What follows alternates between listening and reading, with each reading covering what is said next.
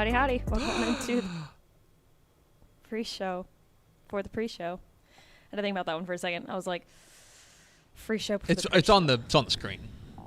I know, but you can just read that. I know, but. Hi, everybody. I'm Greg, and normally I'm joined by our producer, Ashley Pickle. But Ashley Pickle said something about quitting, and so as a no, because if she's quitting, I'm quitting, so I wouldn't be here either.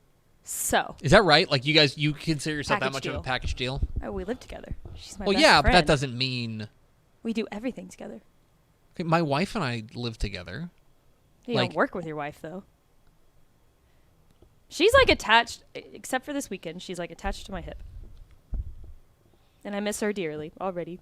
Including, so by the way, that's Mallory Hartley, QB2. QB2.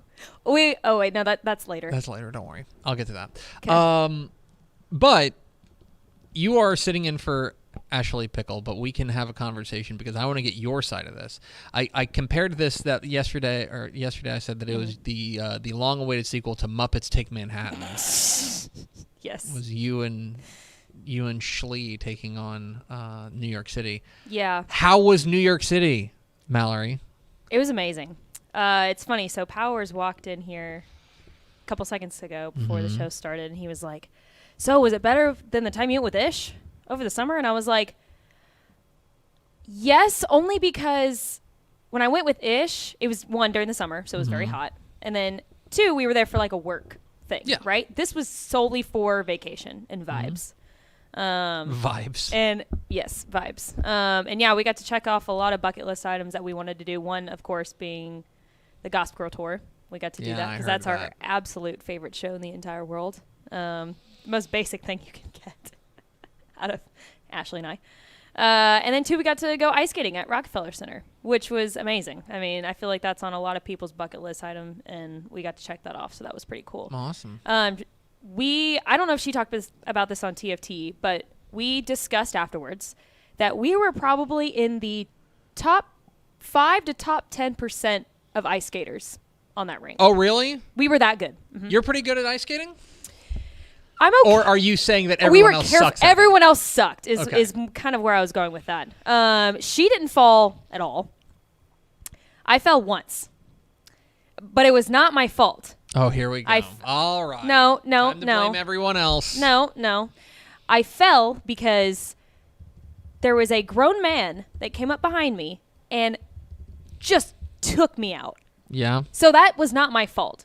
Ashley tried to save me, so I grabbed onto her, and she tried to save me, but it didn't work. And so eventually I knew that if I kept holding on to her that I would take her out too. So yeah, I was like, you know what? I'm just going to let go. I didn't eat it, but it was close. It was a graceful fall. Okay. But I did fall. Where'd you land? On my knee. On your knee. And then I fell. On your side? Yeah. So like your entire side of your body was on the ice? At one point, yes. Again, not my fault. So you got hip checked by some dude. she goes, yeah, she was like, I'm just going to go check that guy. Like, slam him into the ice. But other than that, it was great. Sounds like it. We had a lot of fun. We were a little nervous that we were going to actually get seriously hurt on the ice, but that did not happen. And then we drank some very well-deserved beers afterwards because we were exhausted. You were exhausted from 15 minutes of ice skating. An hour. An hour of ice skating? An hour of ice skating. Wow. And it's mentally exhausting because you're not only watching out for yourself because you don't want to fall, but you're literally watching out for everybody else around you. You know what I mean by that? So one of the things that makes you fascinating, Mallory, okay, is you are, correct, stop me when I say a lie, okay? Okay. You're a former cheerleader. Yeah. You're a former and, in many ways, current gymnast. Yeah. Right? Yeah. You are also, and I want to tell you that I love you and I value your friendship when I say this, you are not the most graceful person I've ever met. I'm not. Have I said a lie? No. Okay. You could ask Pickle that. I stomp around our house. You like are not elephant. the most like. There's people who like you watch them walk and you're like, oh wow, they've just got a lot of grace to them. Do you know what I mean? Yeah. That is not I would describe you in a lot of different ways, many of them positive, graceful, not one of them. No. Well, and a lot of that has to do with I'm 5'3", and I have size 10 feet. Yeah. So it's hard to balance that, Yeah. Like, my legs are short. And those big old flippers. I've got, I had to buy size 10s the other day because the 9.5s were too small, and I was like, what is going on? That's crazy because you've met my wife. I have a tiny wife. Yes. She bought shoes yesterday that were 5.5s. 5.5s? That's insane. I'm always jealous of people that have small feet because they get all the good stuff. Well, but here's the thing: is that hers 5.5 is about.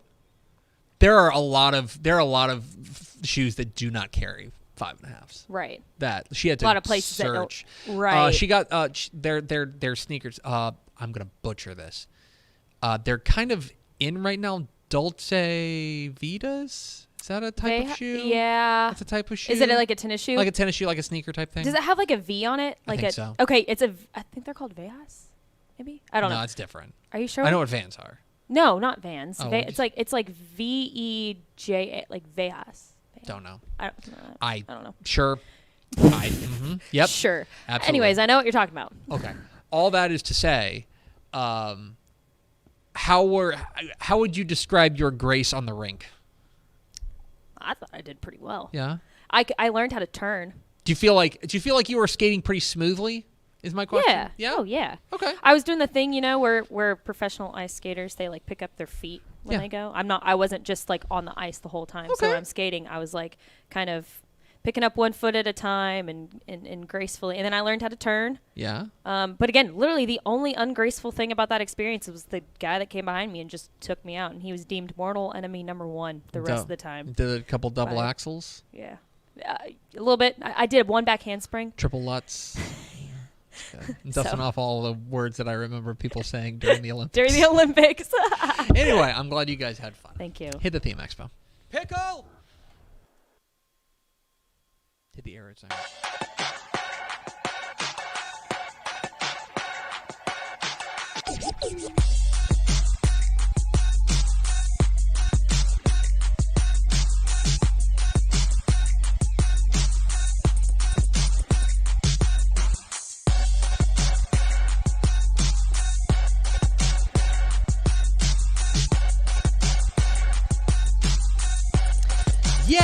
Yes, y'all. From the Dave Campbell's Texas Football Mothership here in beautiful Lewisville, Texas, it's Texas Football Today, a show on the internet. I don't like the way that's facing. My name's Greg Tepper. I'm the managing editor of Dave Campbell's Texas Football Magazine, TexasFootball.com, a corresponding website. Thank you for spending part of your day with us. Whether you're watching us live, TexasFootball.com, Facebook, YouTube, Twitch, Twitter, all the places are listening to the podcast, which you can subscribe to on the podcast vendor of your choice.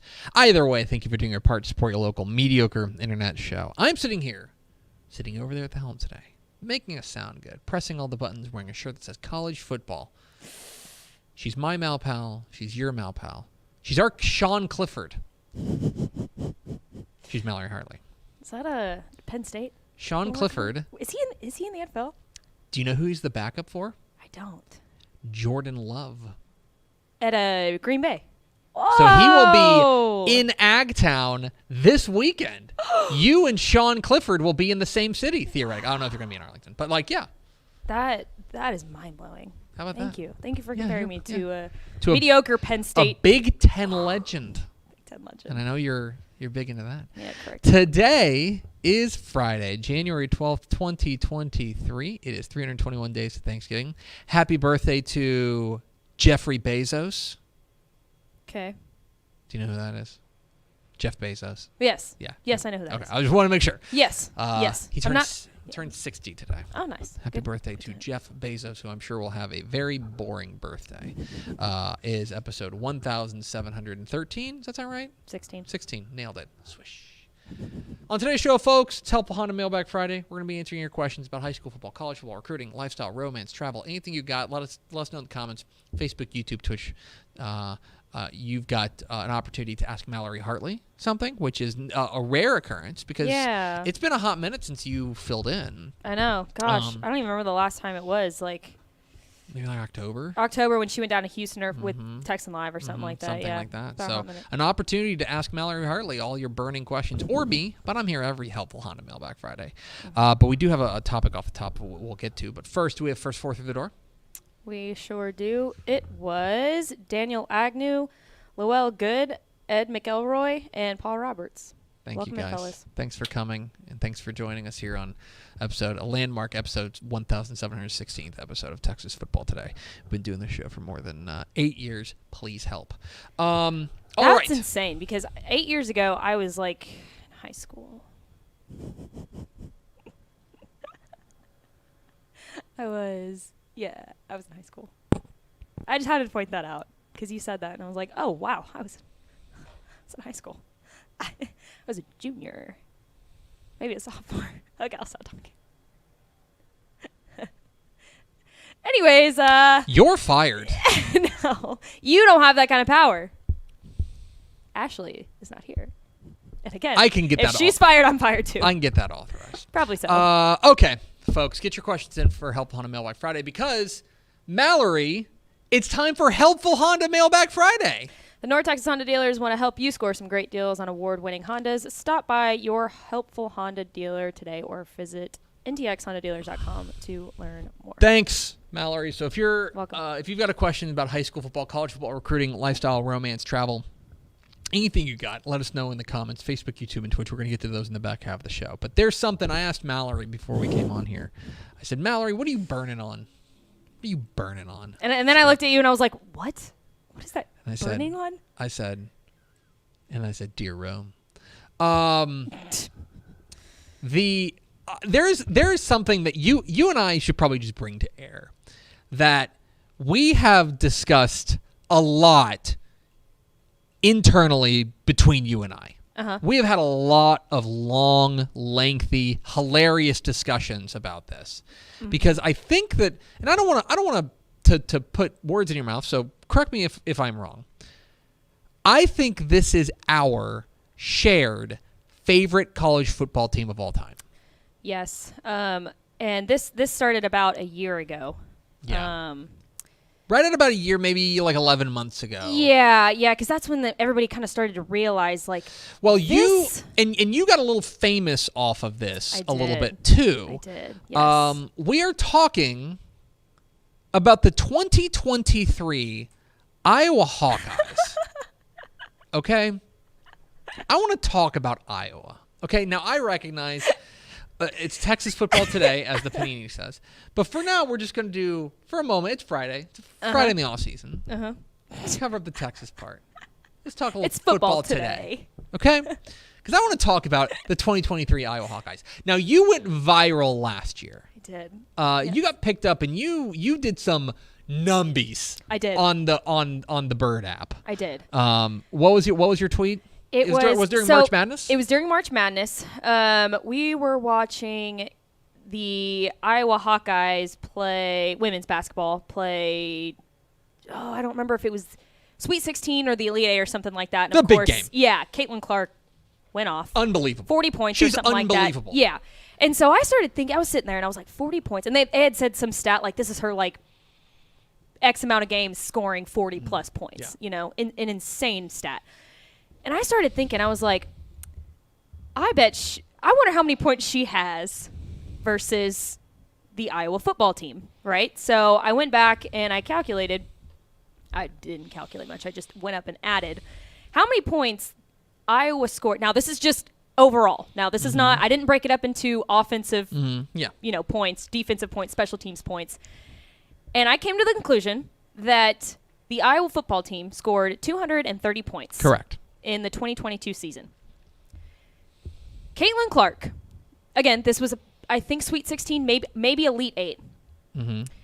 From that time to the start of March, Big Ten postseason play, Big Ten tournament play, from that start, she had scored 235 points. So at that point in time, she had scored more points than the Iowa football team scored that entire 2022 season.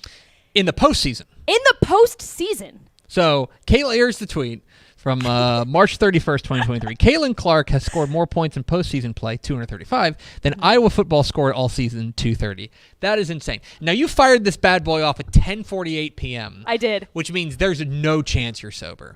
And that's incorrect. I was very sober because I was pumped about this tweet. So when you fired off this tweet, did you think it was going to do numbies?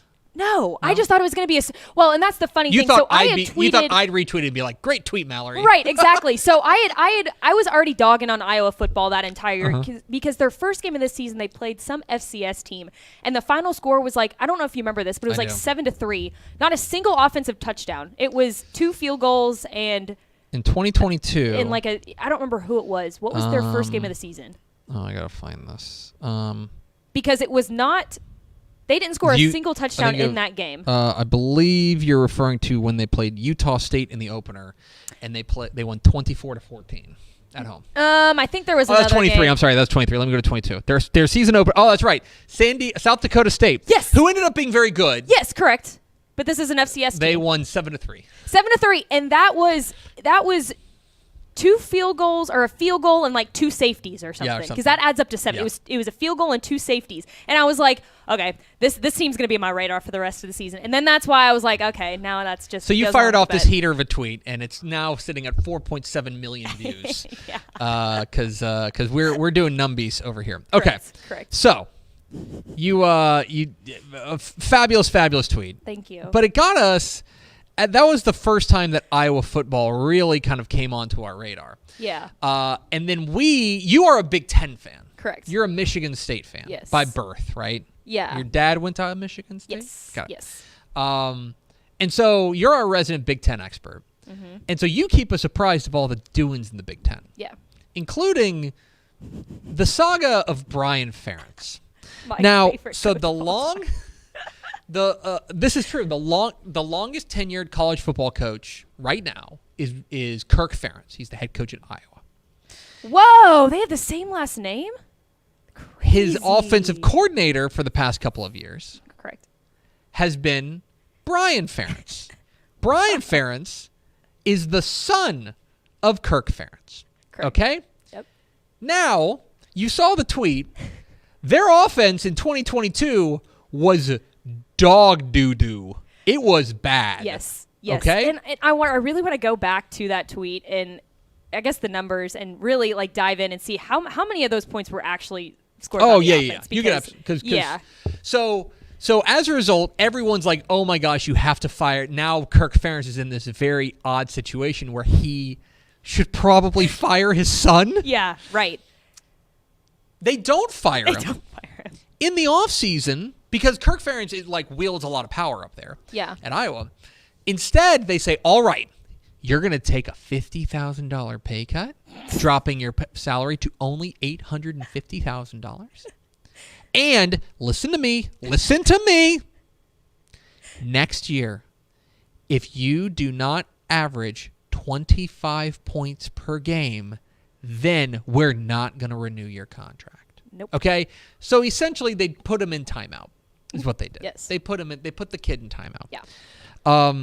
Now 25 points a game is not a lot of points. No. Okay? And by the way, defensive and special team scores count as well. So field goals or safeties or pick sixes or punt return touchdowns, which to me is cheating.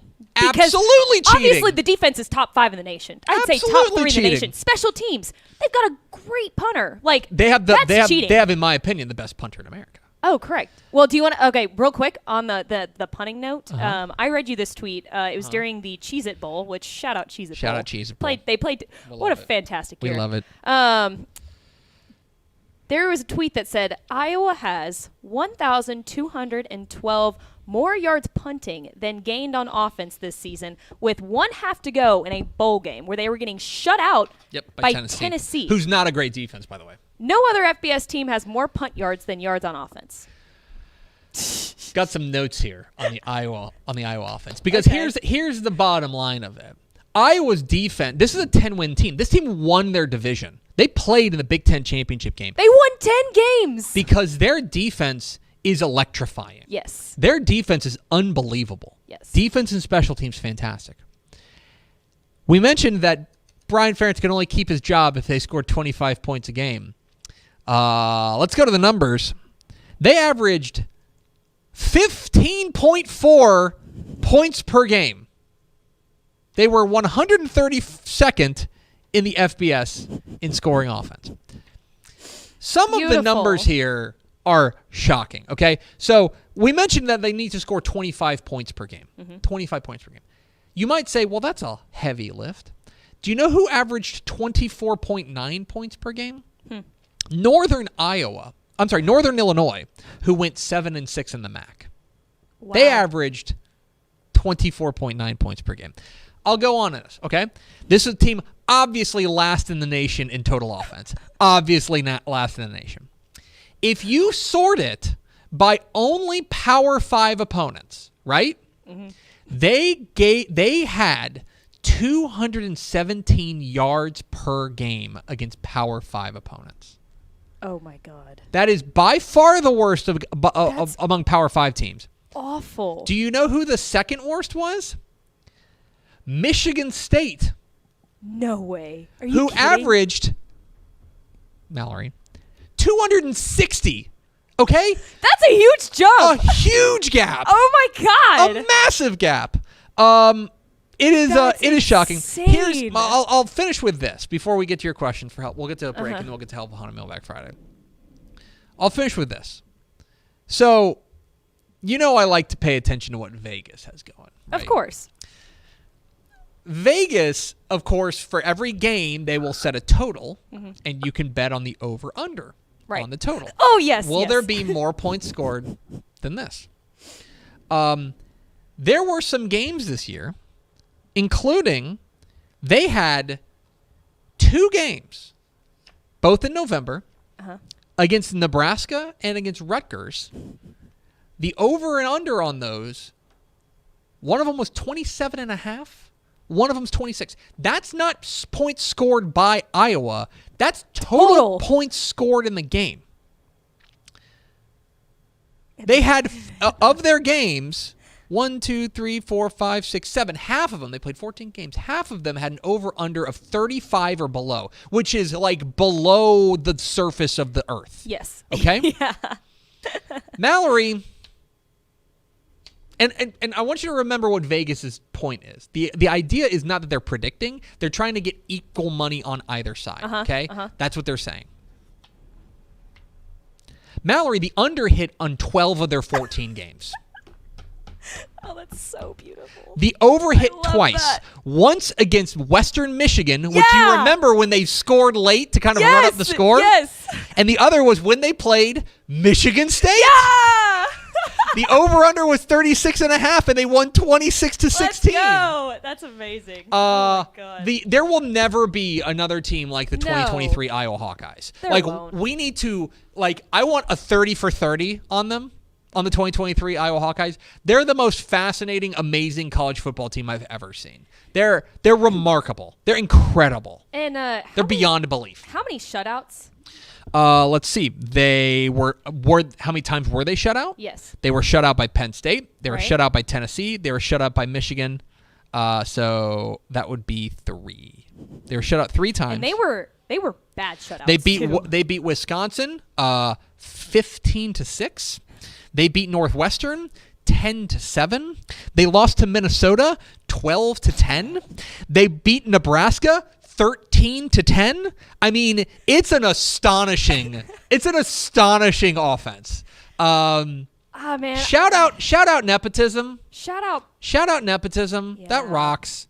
I love the idea of just hiring your son and I do too. not being able to fire him. It just rules. By the way, Brian Ferentz will not return next year. He resigned. He announced this would be his last year midseason when it became very apparent that they were not going to make the 25 point per game. He was like, I'm going to take the decision out of my dad's hand. I'm just going to step down. My favorite thing was I'm sorry. Sicko. Step down, but he did coach the rest of the year. Correct. That's really important for the story. Correct. My favorite thing is that Sicko's committee was keeping up with it. The drive to 325. Every single game after they would lose or whatever, the spectacular. Brian Ferentz head would climb up the mountain. Oh my God. You know what? I'm going to miss that so much. I'm going to miss the 2020. I mean this sincerely. I am too. I am amazed and awestruck by the 2023 Iowa Hawkeyes. Yeah. That's a team like any other. We're probably never going to see something like that. We never will. It's sad. It is really sad. End of an era. Shout out to you, 2023 Iowa Hawkeyes, our favorite college football team. We got Helpful Honda Mailbag Friday coming up here in a moment. Get your questions in Facebook, YouTube, and Twitch. But first, a word from these goods and services. I feel like bustin' loose, bustin' loose. Come on, get on up. Oh yeah, get on up. Bustin' loose when you wanna sing. Bustin' loose, baby, do your thing. Talking about bustin' loose, yeah. Hi, I'm Jennifer Potter, Executive Director of Be Well Texas. Too many people are struggling alone these days, and alcohol and drug deaths are increasing. We started Be Well Texas to offer high-quality, science-based addiction treatment and recovery services anywhere, even at home. We provide compassionate, caring support, virtually or in person. In many cases, there is no cost for treatment if you don't have insurance. Really. Welcome to Be Well Texas. We're glad you're here. Wing is the largest residential drone delivery provider in the world, delivering to your home in less than 30 minutes. Order using an app just like other popular delivery services, and Wing's automated drone takes care of the rest.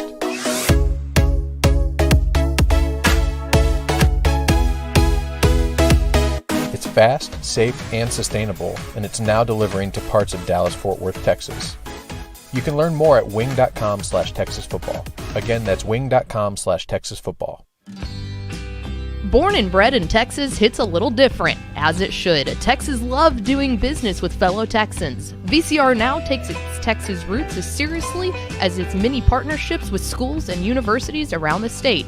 It's also why we're so proud to promote our brand in the pages of the Texas Bible, Dave Campbell's Texas Football, and on the airwaves of Texas Football Today. Driven by producing quality broadcast video, state-of-the-art audio, and LED video scoreboards at affordable prices, VCR Now makes sure to listen to your needs in its athletic department before recommending the next best steps. Building great products is our business, and it's our focus on building meaningful, long-term partnerships with our clients that sets us apart. From our 24/7, 365-day help desk, the training lab in our hometown of Red Oak, or our sports marketing business plan that puts money back in the hands of our athletic departments we support, VCR Now is built to last. Reach out to us today at info@vcrnow.com or by calling 855-GO-VCR-NOW. Again, that's info@vcrnow.com or by calling 855-GO-VCR-NOW. Back here on Texas Football Today, a January 12th edition of Helpful Honda Mailbag Friday. Get your questions in Facebook, YouTube, and Twitch. Do we have any questions from the people, Mallory? Yeah, let's start off with, in your opinion, what is shaping up to be the most stacked division in the UIL after realignment? Yeah, so I think the easy answer is going to be 5AD1. Specifically because I do think a lot of it depends on what DeSoto does. And we're all kind of waiting to hear about what happens with DeSoto. They turned in, if you don't know, DeSoto, the reigning, the two-time, back-to-back 6A Division II state champions, turned in a number in 5 that would put them in 5AD1. And actually put them in 5AD1 relatively comfortably. This is not like by like 6 kids. It's like they're in it by a handful of kids. So we're waiting on that because you can, for those who don't know, you can ask the UIL to opt up and move up a division. You can't opt down. Like if you're Allen, they couldn't be like, we want to play 6-man football. That's not allowed. But you can opt up. If you want to play at a higher classification, you can. The reason teams would do that, you see that sometimes with multi-school districts where they say, you know what, we want all of our teams in the same classifications, just easier for logistical perspective. Austin ISD did that. That's why LBJ, despite being have 4A numbers, plays in 5A right now. You may also do it because of travel. You may do it, and that would be the reason that Allen or that DeSoto may opt up, despite the fact that they'd probably be put in a district again with a team like Duncanville and be in 6A where they'd be playing bigger schools. The reason they may opt up is for travel reasons, that there's a chance that if they do opt up or they don't opt up and they stay in 5AD1, then that they could get sent east, right, and play teams from East Texas. They could get sent to Central Texas. There's a few different places they could go. That it may be easier for them and more for the whole of the athletic program if they were to opt up to 6A. If they opt up or they stay in 5AD1, then I think the answer is 5AD1 because Aledo, DeSoto, another number of other big time programs there. Smithson Valley, of course, is a team that won a state a regional final. Aledo, DeSoto would rock. I think that would, and it would ultimately, when you take a look at 6AD or 5AD1, I think that depending on, assuming Aledo stays in Region 1, Region 2 would likely have DeSoto in it, and it would be really, really heavy hitting, I think. The other one that I would keep an eye on would be 4A Division 2. Okay, 4A Division 2, of course, is where Carthage lives. It's where Gilmer lives, all that power in East Texas.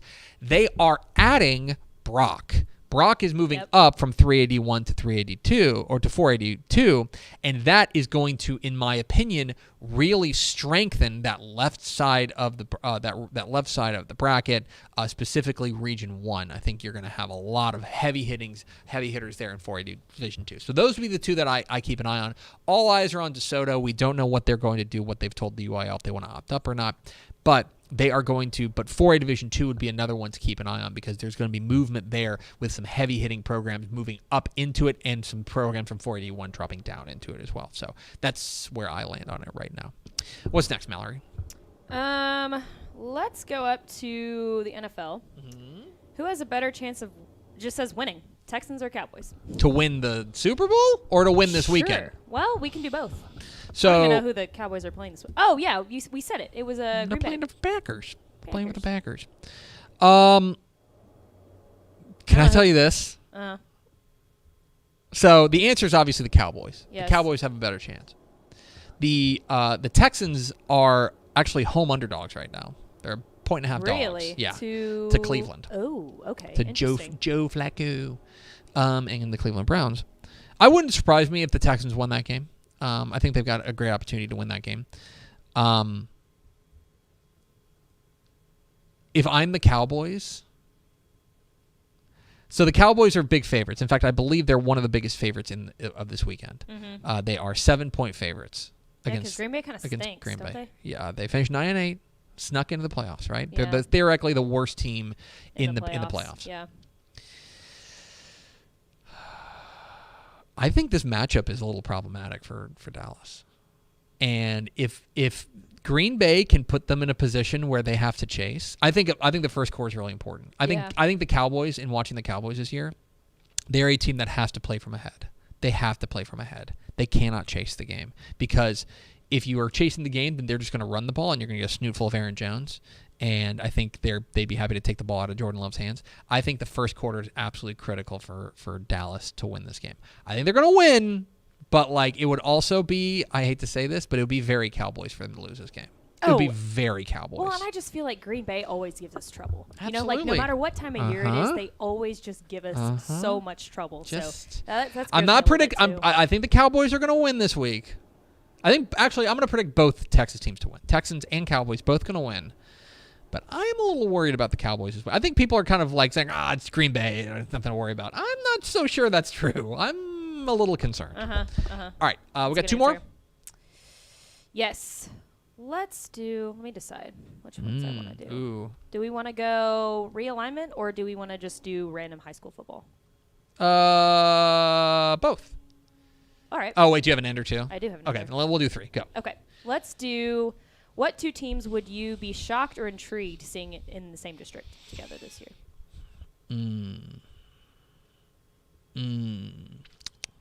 What a good question. I am very interested to see what they do with Highland Park, dropping from 6A back down to 5AD1. Because 5AD1, since the last time they were there, the landscape has shifted so much. I'm very interested to see what they do specifically. Do they send them down to Midlothian? and teams like that. So I'm interested to see what happens with Highland Park when they move around. I don't think there's a ton of intrigue out west, at least at the big school level, because I think it's pretty well stratified and pretty clear what they're going to do. I don't think there's going to be a ton of changes. But there have been times when they have broken up the Little Southwest Conference or expanded the Little Southwest Conference. I'm interested in seeing what they do with District 2, what the current District 2 6A. I'm also interested in watching what they do with Longview. Longview's moving up to 6A, and I'm interested to see where they land. Probably with the Tyler teams and stuff, but there's going to be likely some DFW bunkmates. Yeah. What does that look like? I'm interested specifically there. I'm also interested, this is just another thing. We've taken it for granted that there are going to be 2 Austin area districts in Region 4. That not necessarily has to be the case. And you could see, depending on how the alignments fall, I wonder if they're going to lump in the Leander schools with the Lake Travis Westlakes, specifically Vandegrift. Yeah.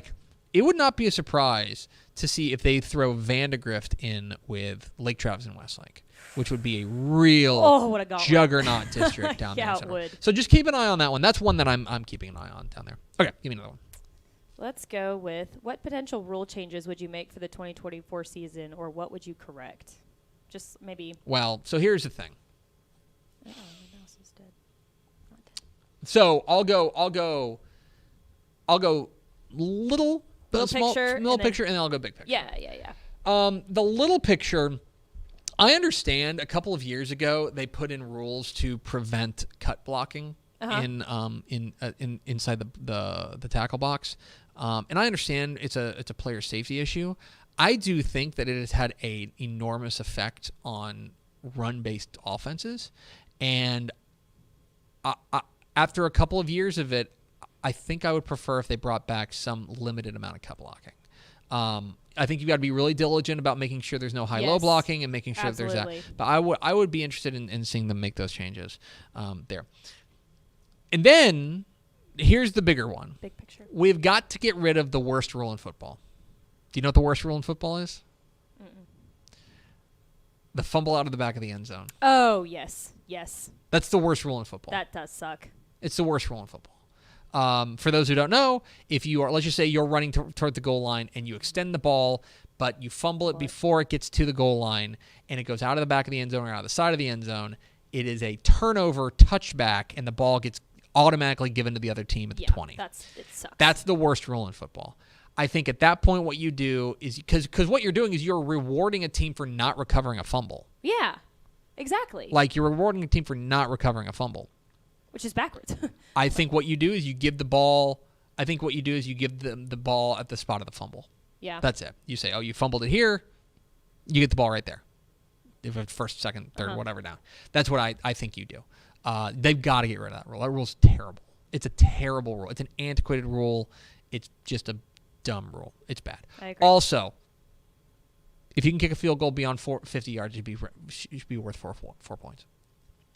That's a good one. Oh, I know. I like that one a lot. Yeah, if it's 50, that's so impressive at the if you can level. If you can kick a 50-yard field goal, then it should be worth 4 points. I like that. Let's put that into effect. Yeah. Okay. All right. What's our ender? This one was asked by some guy named Matt Stepp. Don't know if you've heard of him. It says, "Hi, I think Greg." I saw him on Cops once.